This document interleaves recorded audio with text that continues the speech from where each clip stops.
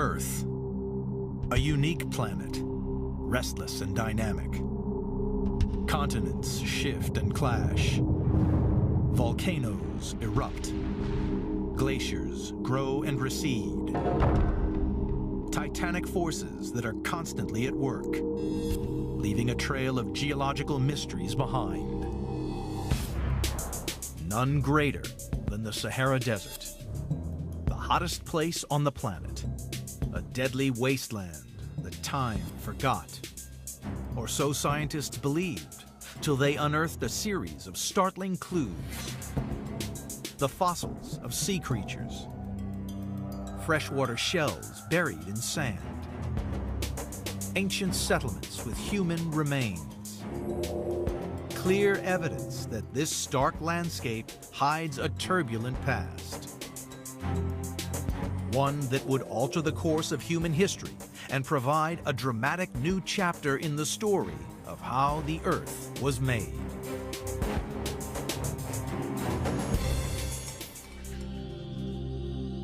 Africa's vast Sahara Desert is as big as the United States. The sand alone from this giant expanse could bury the entire world 8 inches deep. It's the largest desert and the hottest place on Earth. When I first arrived in the Sahara, I was just struck by how utterly barren it was. It's like the color green was removed from the palette when they made this place. Just nothing, grays and browns, and not a scrap of life. Smith's mission is to unearth evidence of what made the Sahara into the wasteland it is today. Her investigation begins on the desert's far eastern edge, in Egypt. Not in the sands of the Sahara, but in one of the most epic structures ever built by man. The Great Pyramids. The building blocks of this ancient wonder house a remarkable clue to the history of this land, from a time long before the pharaohs even existed. So, taking a closer look at these blocks making up the pyramids, there's actually these gorgeous marine fossils in here. Most obvious are these flat discs up to about 1 inch wide. They're called nummulites, and they're actually single-celled organisms. The name nummulites means little coins in Latin. They are some of the largest single-celled creatures to have ever existed. In ancient times, these blocks were cut from quarries across the country and dragged to the pyramid site. Each block weighed 2.5 tons, and it took 2 million of them and over 20 years to build the Great Pyramid. And incredibly, up to 40% of each building block is made up of the bodies of ancient sea creatures like these. What's even more important about the marine nummulites is that they date back 40 million years, and they only lived in water. It's a piece of evidence that this area, now desert, was once underneath the ocean. You think about the construction of the pyramid, but not necessarily about what it's made of in these gorgeous fossils. The Sahara now is the world's biggest dust bowl. But the tiny nummulites fossils suggest that it was once very different, that perhaps there could have been water in this barren wilderness. Smith heads further inland to investigate this extraordinary idea.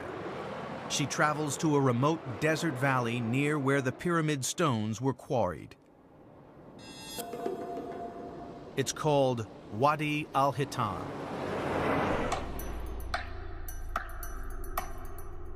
Spread out in the sand lie hundreds of fossils, first excavated in 1983. But these are nothing like the tiny nummulites. That's a whale. So here's the backbone, the vertebrae. Here's some ribs, shoulder, part of the front fin, and there are the jaws. This guy definitely did not live in a desert. This incredible fossil is a Dorodon, an ancestor of modern whales, one that died out 36 million years ago. So based on the size of these vertebrae and how much of the animal was here, it was probably about 21 feet long. This guy tells us that we were underwater. We were in the middle of an ocean. Wadi al-Hitan is Arabic for Valley of the Whales. This 12-mile dip in the landscape has the highest concentration of fossils in the world. Some were found in the desert floor, others in the cliff walls. The count so far is 400. Almost all are marine animals. Further evidence that the Sahara was once covered by sea. So here we've got the fossil of a baby whale. You can see the lower jaw down here with some teeth, and the shoulder, the backbone, some ribs, and all curled around. Actually, the tail comes right back to near the head. As if finding whales in the desert wasn't intriguing enough, there's yet another mystery to be solved. A lot of the fossils are of very young Dorodons, like this one. A delicate mesh of stone helps explain why so many baby whales died in this place. Wow, so finding that whale fossil told us we were in the ocean. These rocks actually tell us a lot more about what type of ocean we were dealing with. These are all fossilized mangrove roots. These roots would have been below water. The mangrove trees would have risen above it. Since trees don't grow out of the deep ocean, we know that this area was actually under shallow ocean at the time these rocks were deposited. Something probably that looked like the Florida Everglades, where there are mangroves growing now. Smith has discovered the shoreline of the ancient sea. The shallowness of the water could explain why there were so many young animals here. So one idea, there's a bunch of these baby whale fossils found in this area, and this would have been a shallow protected bay that maybe the whales came just to birth their young. It is absolutely incredible to see a fossilized whale in a place that right now gets less than 1 millimeter of rainfall a year. It's as much convincing evidence for geologic change as I can imagine.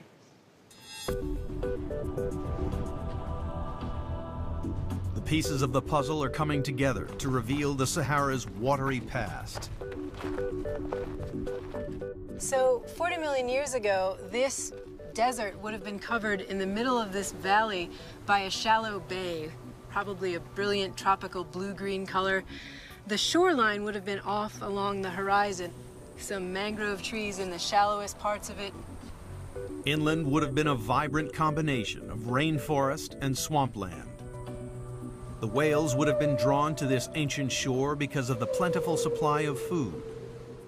But their ocean is about to vanish. Marine fossils found in Europe and Africa are evidence that this ocean stretched almost halfway around the world and connected Asia to the Atlantic. It's called the Tethys Sea, and much of the Sahara was submerged under it. The mystery is how and when this lush water world turned into the barren wasteland we see today. The answer lies not in climate patterns, but in geology. The entire African continent is underpinned by a giant piece of the Earth's crust. It's called a tectonic plate, and 40 million years ago, in what is known as the Eocene Age, it was on the move. So at Wadi al-Hitan, we have whales swimming around in this Eocene Ocean. All the while, the African plate is moving to the north. Africa collides with Europe, closing the Tethys Sea. But the African plate keeps moving. So we uplifted the northern part of Africa, and so the Tethys Sea recedes. And we've got this whole area of North Africa now emerged. It's out on land. The whales of Wadi al-Hitan are cut off and trapped in smaller and smaller pools of water. The deadly Sahara has claimed its first victims. In the quest to discover the history of the vast Sahara Desert, geologists have so far uncovered 2 important clues. Sea fossils in the Great Pyramids of Egypt show these building blocks were once underwater. Whale bones reveal that a sea submerged much of the Sahara 37 million years ago. As the forces of plate tectonics pushed the Sahara out from under the sea, it created a tropical swamp. In order to figure out what made it into the wasteland visible today, scientists have to pinpoint the moment of its birth. But the clues to this mystery turn out to be hidden in the last place anyone expected. 20 million years ago, the Sahara Desert was a lush tropical swamp. Geologists are now piecing together the story of the next 20 million years. Today, the Sahara lies in what is known as the Desert Belt, a region of dry air north of the equator. Here, strong winds clear the sky of clouds and dry out the land below. It stretches through the Gobi Desert in China and across the deserts of the southwestern United States. The Sahara is the largest, and yet geologists know next to nothing about when it was created. What we have are just these little bits and pieces, these snapshots of what the Sahara was like, because the wind blows away a lot of our record, and what isn't blown away is often covered by sand, so it's kind of hard to find the rocks we need to tell the story we're trying to tell. One of the few places that shelters a clue to the Sahara's birth is the White Desert. In this hauntingly beautiful site, dramatic shapes have been sculpted out of rock. Oh, this is great. It's got that mushroom shape. These structures are called yardangs, and they are a kind of hourglass that could help measure the age of the desert. This rock is another piece of evidence that this desert was once under the ocean. It's actually a chalk made up of billions of little marine microorganisms. These chalks are actually really easy to erode, so that's one reason things are so beautifully sculpted by the wind. But the wind is a brutal creator. It picks up sand and hurls it at the yardang. When wind scours or sandblasts the rocks, this is the characteristic shape that we get, this mushroom shape, narrower in the middle. That's because the wind goes faster as you move up from the ground, so it can erode harder, but it has less sand in it since it picks up the sand from the ground. So where we get the most erosion, where the rock is narrowest, is where we have the best mix of fast wind and the most sand. 40 million years ago, the top of the yardangs formed part of the solid sea floor. But the wind picked up once the Sahara turned to desert, and the process of carving out these shapes began. Figuring out how long that took could help pinpoint the age of the desert. It's hard to say precisely how long it would take for the wind to carve this all out. Something like this, about 15 feet high, soft rock, you're looking at maybe only tens to a few hundreds of thousands of years. But to carve out the whole Oasis Depression, you've got to need at least 1 million years. But geologists suspect the Sahara is older than 1 million years. In their search for a more accurate date, they next turn to its most iconic feature: sand dunes. Here in the Sahara, sandstorms kick up that can last for 4 days. The sand is hurled across the terrain. Over hundreds of thousands of years, it accumulates into dunes that can tower 50 stories high. Perhaps these mountains of sand hold the secret of the desert's great age. As soon as the climate becomes arid, you can start building dunes. And if we want to know how long that took, we can try and date the dunes themselves, but that's really hard. What's hard is that these dunes are constantly shifting. The wind that builds them also blows them away, moving them an average of 50 feet a year. To get a precise age for the desert, scientists need to follow the sand to the end of its journey. Coarse sand travels slowly and doesn't go all that far, but the finer particles will actually travel further. And so dust-sized particles actually can get carried out into the Atlantic. The Sahara is the largest source of dust on the planet. 500 million tons of it ends up in the Atlantic every year. Some of it reaches as far as Florida and creates spectacular red sunsets. But much of it settles on the ocean floor, a treasure trove of information about the Sahara's past. What's wonderful about working with the ocean sediments is that they capture everything.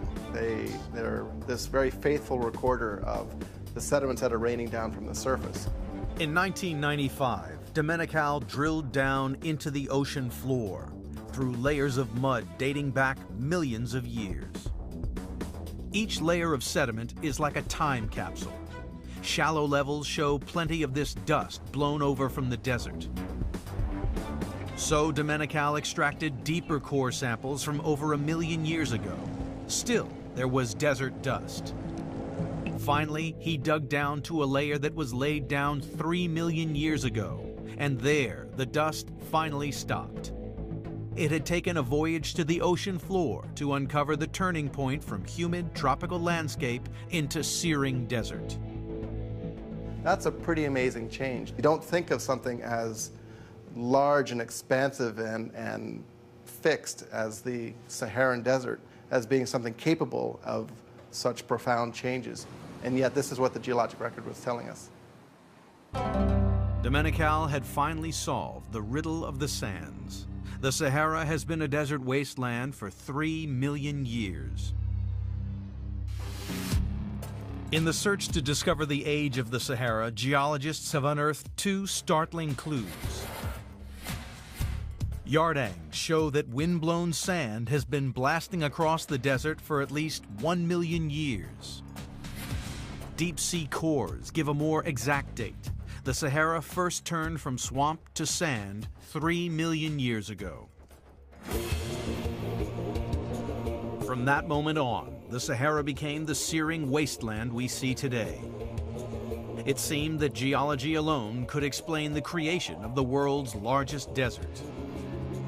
Then, a new radar fitted to the space shuttle revealed a striking clue that the desert once harbored a slash of green across its burning sands. Booster ignition and liftoff. In 1981, the space shuttle made a surprising discovery. Using a new type of radar, NASA took a 30-mile wide scan of the Sahara Desert.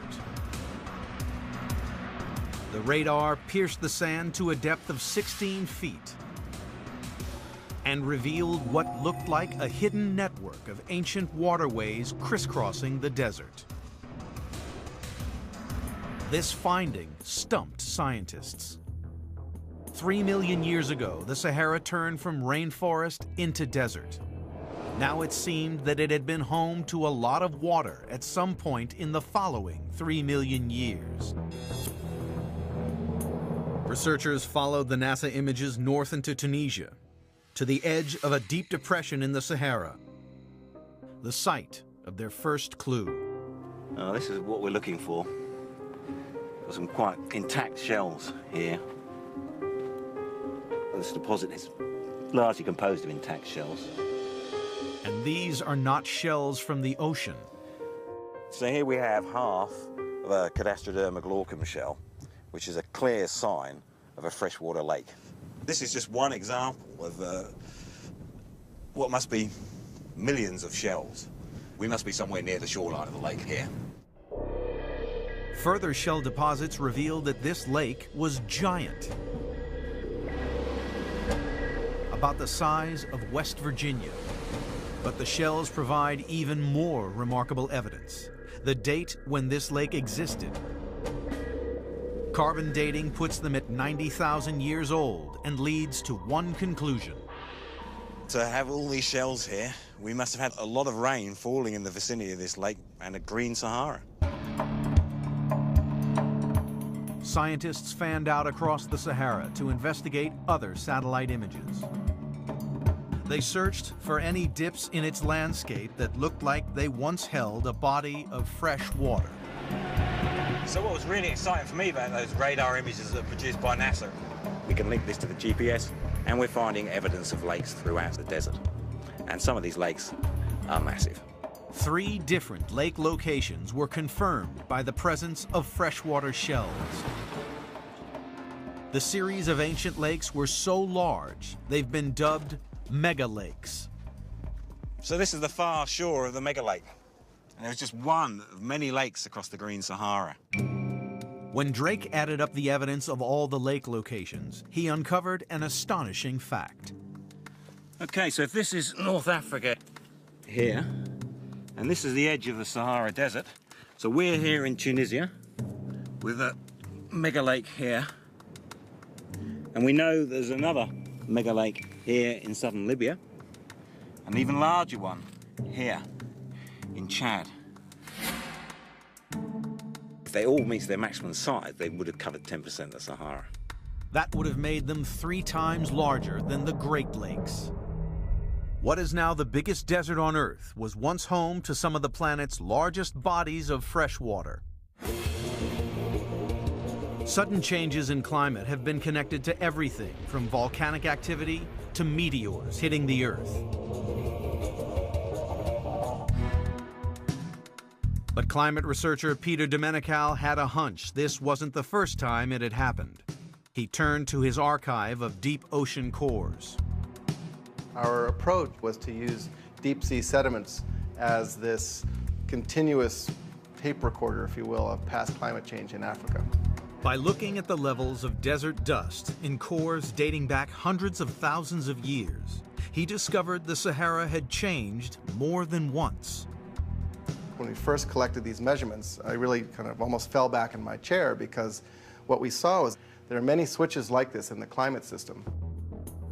To explain these regular dramatic changes, Domenical looked beyond the Sahara to the rotation of the Earth itself. More specifically, small wobbles in the Earth's orbit around the Sun. The theory is that the wobble causes the Earth to tilt slightly. So the monsoons which drench southern Africa today shift up, pouring rain onto the dunes of the Sahara. Crucially, these wobbles occur every 20,000 years. So there's this perfect one-to-one match between when Africa was wet and the stage of the wobble cycle. And this goes back millions of years. Each time the rain belt moves up, the landscape is transformed, and the desert turns green. To me, the single most impressive thing about the Sahara is how small fluctuations in something as simple as a wobble in the Earth's orbit can lead to these really just totally dramatic changes in the climate of a region that's so large. Scientists now had evidence of how and why the Sahara turned green. They knew that giant lakes covered much of the desert, but they had no proof they were connected.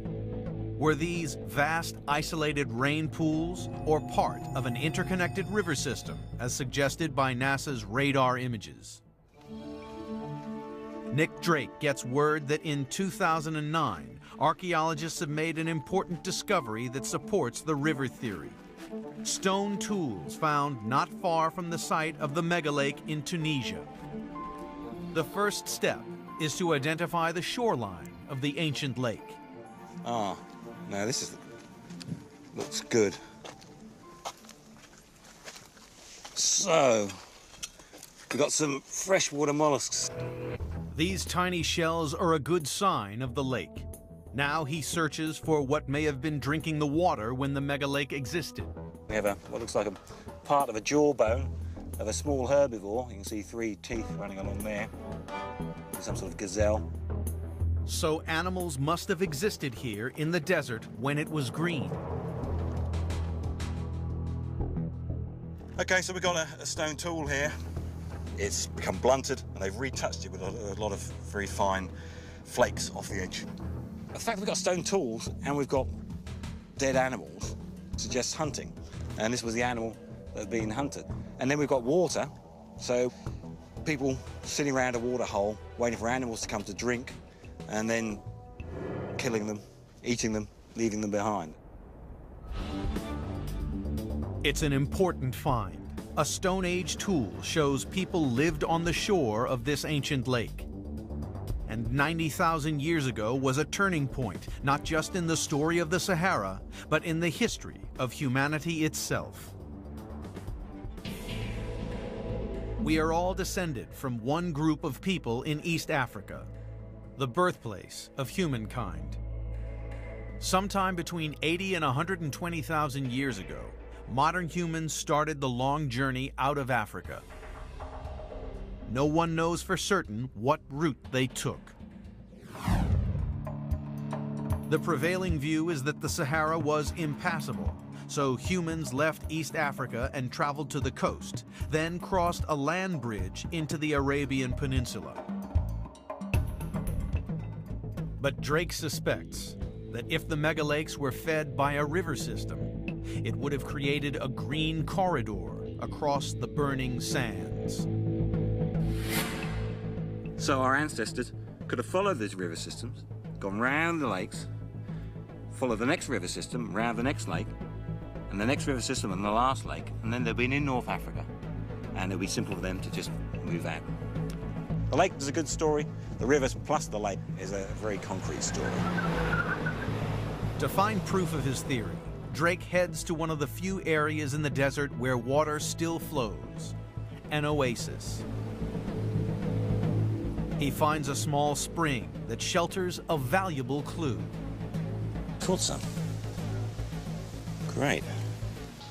Cichlid fish. Nearly all cichlid fish are found south of the Sahara Desert. This particular type of cichlid is the only example north of the Sahara Desert. This cichlid bears a strong resemblance to its closest relative that lives in Lake Tanganyika. But this lake is almost 3,000 miles away on the other side of the Sahara. So the big question is, how did it get here? And the most obvious answer is that it swam across the green Sahara. Modern humans, who could live in lots of different types of environments, would have presumably found it very easy. A darn sight easier than this fish.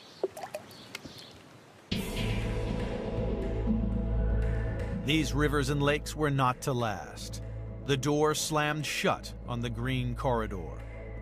But scientists now know that the Earth's wobble makes the Sahara like a pendulum. It goes from wet to dry every 20,000 years, like clockwork. The investigation has now revealed 2 clues to how these wobbles affected the Sahara. Freshwater shells dating back 90,000 years prove the desert was once covered by giant freshwater megalakes. A cichlid fish shows the Sahara was crossed by a river that created a corridor of life across the sands. But scientists still needed concrete information about how rapidly these changes occurred. Then, an Egyptian archaeologist made a stunning discovery in the Libyan desert. An eyewitness account of the Sahara's last switch, the most dramatic climate change of the last 10,000 years. Scientists piecing together the history of the Sahara have uncovered a remarkable story. 40 million years ago, it was covered in ocean. 3 million years ago, the Sahara turned to desert. Since then, it has swung between grassland and wasteland every 20,000 years. Scientists now turn to the more recent geological past, the last 10,000 years, to discover how fast this giant desert can change. Investigators head to a valley deep in the Libyan desert. The first clue to unraveling the mystery is a small circle of stones. This is essentially the foundation of a hut. It is unimaginable to see an actual house structure right there next to what is now nothing.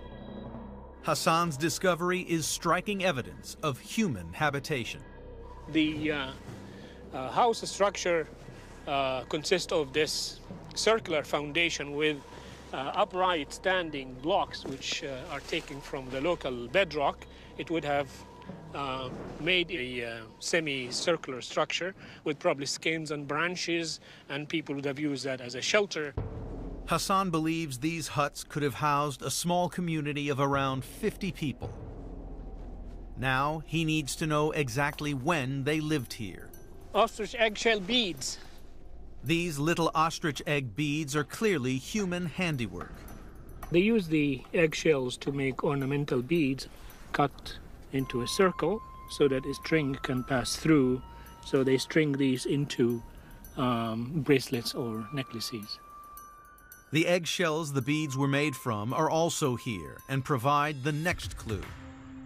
The eggshells suggests, of course, that they were ostriches, and that's quite remarkable for this environment to have animals like that. This was no nomadic tribe, but a settled farming community rearing animals for food. Hassan carbon dated the ostrich eggshell beads. The result? Just 7,000 years ago, the deadliest desert on Earth was home to both human and animal life. It's dramatic evidence of the last burst of green in the desert. A dip in the desert floor provides a clear sign that rain from the monsoon fell here.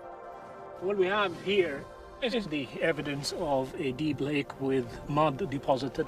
This mud indicates a body of water that could have supported a settlement of people. When the lake is deep, as we can see from these layers here, then there would be a lot of vegetation, a lot of animals, and people would have a very good time. At sites all across the Sahara, scientists have excavated similar evidence of life. The remains of elephants and gazelles, hippos and crocodiles. Remarkable cave paintings even show people swimming. Elsewhere, human bones have been found, carefully buried in what were lakeside graveyards. Analysis of these bones reveals they date from between 10,000 and 6,000 years ago. The question now for scientists was how quickly the Sahara changed from bountiful back to bone dry. Earlier, deep-sea cores had provided evidence of the moment the Sahara first turned to desert 3 million years ago, and of how, since then, a wobble in the Earth's axis has made it swing like a pendulum between desert and grassland. Now, climate researcher Peter Domenical's on the hunt for the Sahara's last switch from green to desert, one that occurred in the last 10,000 years. To a geologist, opening this core is like a portal back in time. Wow, that's amazing. It's much, much redder in the upper part of the core. Laid down flat, every quarter inch of sediment in the core represents 200 years. The color difference in the sediment is subtle, but to a practiced eye, it's a big clue. When we split this core, what is surprising about it is that we see this really impressive color change, and it goes from this sort of darker green-brown color in this section of the core, which comes from the clay minerals that make up the deep-sea sediments. This bright red sediment actually comes from the wind-blown dust that's coming off the Saharan desert. As you move along this core, you can see this color maintains itself further up and up in the core. So right now we're about 7,000 or 8,000 years ago. Boom, here is the drying of the Sahara. You can put your finger on it in this core right here at 5,500 years ago. Crucially, the proximity of these two layers reveals how quickly the switch happened. The transition from a very well-watered, wet Sahara that was completely vegetated to one that was much, much drier, that climate transition in this core occurred within 1 or 2 centuries. Scientists knew that the Sahara was an ever-changing environment. Now, for the first time, they had a sense of just how fast it changed. As the Earth wobble shifted the rain belt away, the return to desert was swift and deadly. These transitions would have happened almost on a generational timescale, that one generation after the next would have realized that where they're living is no longer sustainable. High above the ruins of the lake settlement, Fakhri Hassan has discovered a cave he believes was important to the Saharan people during this sudden change in climate. Perhaps it holds eyewitness clues to what happened. When I first came into the cave, the sand was as high as this level, and I had to crawl in because the sand had covered the whole area. Well, this wind-blown sand cannot form when the desert is green. Buried in the sand was the first clue, some perfectly preserved animal droppings. So these animal droppings don't only tell us about the climate at the time, but they also are excellent materials for radiocarbon dating, which allow us to date the final event of the drying of Sahara. These goat droppings, covered in sand, reveal a time when a farming community was overwhelmed by desert. Hidden in the back of the cave is a clue that confirms people sought shelter here. The cave has a very interesting feature, which is the prints of hands. So this is excellent evidence of the people that lived here. The next clue suggests that around them, the Sahara was beginning its relentless transformation into desert. Well, here we see a very interesting drawing with these long lines. This represents a cloud with rain coming down. Rain was becoming very scarce at that time, and they would have used this cave to pray for rain. But with the monsoon now several thousand miles south, their prayers could not be answered. Well, this cave must have been a very important sacred place for these people at a time when things were getting really bad. Eventually, despite these rituals, the force of this change was so great, they had no choice but to leave. Here in this cave we have the sand and we have the handprints, which is the last message left by the Saharan population. The story of this cave started with a tilt in the Earth's axis that stopped the rain falling on the Sahara. What must have seemed like a never-ending drought would, in just 200 years, turn a gentle, fertile region the size of the United States into a brutal, searing wilderness, the wasteland we see today. This would be the biggest environmental upheaval of the last 10,000 years. Those that could must have migrated east to their closest source of water, the valley of the Nile, a beacon of green in the vast desert. This exodus had a surprising outcome. The death of one culture 5,500 years ago would lead to the birth of one of the most advanced civilizations on the planet. It was the drying of the desert that led to this great civilization. People came from different places in the desert, established their villages, and within a very short time, they began to have the basic ingredients for the rise of Egyptian civilization. So climate change, in this particular case, stimulated one of the most spectacular events in world history. The investigation into how quickly the Sahara returns to desert has uncovered two striking clues. Ostrich eggshell beads show people and animals inhabited a green Sahara just 7,000 years ago. Ocean sediments show that the Sahara returned to desert at breakneck pace in just 200 years. The next wobble in the Earth's axis is set for 15,000 years from now. Only then will the Sahara turn lush and green again.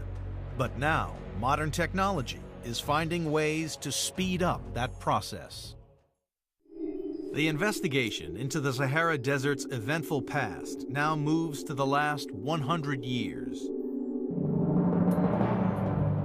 In 1956, French prospectors discovered vast reserves of oil in the Sahara. This triggered an oil rush that led to drilling across the desert. Then, they struck something unexpected under the sand: huge quantities of fresh water. It seemed the Sahara had another secret to reveal. So this is a classic pumped well drilled for irrigating the fields, and the water is actually pretty hot, which means it's coming up from a considerable depth. The deeper the well, the hotter the water. Water from wells in the Sahara can reach up to 150 degrees Fahrenheit. Such a high temperature means the pump is drawing water from far enough underground to be warmed by the Earth's internal heat. So pumps like these can bring up water from 3/4 of a mile underground or even deeper. With no rain for years at a time, this water must be coming from somewhere. Smith spots another clue. Actually, when I look at the surroundings of the well, I can see some orangish-red iron staining. This is hematite, a mineral that is typically found in water that's been underground for a long time. Combined with the temperature, this points to some kind of deep reservoir.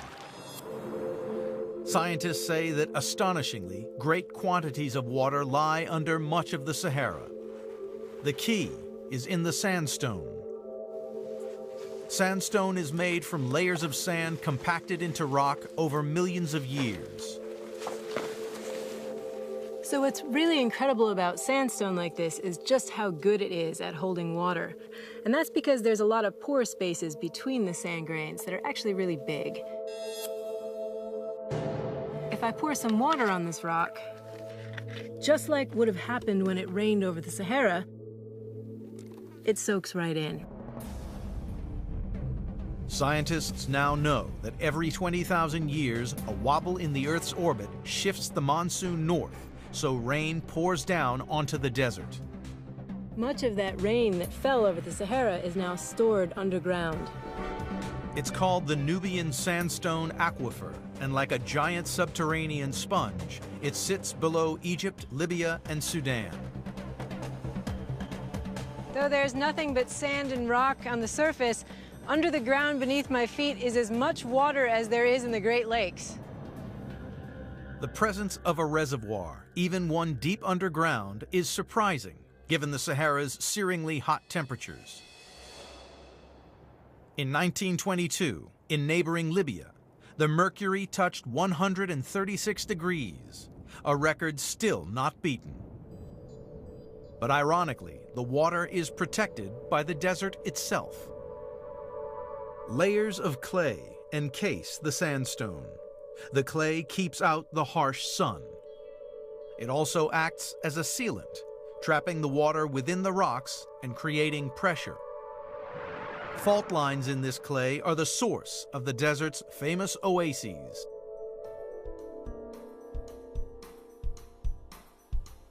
So this is a natural spring where water is coming up from the Nubian aquifer under its own pressure. This is actually fossil water. It's been dated to be up to 1 million years old. This reserve of water is a legacy of the Sahara's lush green past, the remains of its giant lakes and rivers. And this is just one aquifer. Scientists are now using ground-penetrating radar to locate and map other aquifers across the Sahara. They hold the promise of even more fresh water. This new technology offers hope that the desert may once more turn green, reclaimed for agriculture and farming. If all goes to plan, eventually there will be 200 wells here. But drilling could prove a short-term solution. This is fossil groundwater. It's not being renewed. So eventually, you're going to run out. Water that supported prehistoric occupants in the area and accumulated over 1 million years is potentially going to be gone in less than 100. Once the underground water dries up, the desert will have to wait another 15,000 years before once more the Earth's wobble turns it green again. The mystery of what created and changed the Sahara Desert has revealed a turbulent past. Whale bones in the desert show that 40 million years ago, the Sahara was a seabed. Deep ocean cores containing windblown sand reveal the date it dried up, 3 million years ago. Freshwater shells show that 90,000 years ago, a wobble in the Earth's axis created giant lakes and rivers and turned the Sahara green every 20,000 years. Ostrich eggshell beads indicate that just 7,000 years ago, the Sahara enjoyed its final burst of life before returning to desert. The secrets of the Sahara have finally been revealed. This desert is not a static wasteland. It's dynamic and full of life, capable of blossoming into lush green terrain. This vast, majestic land continues to shift, change, and evolve, much like the Earth itself.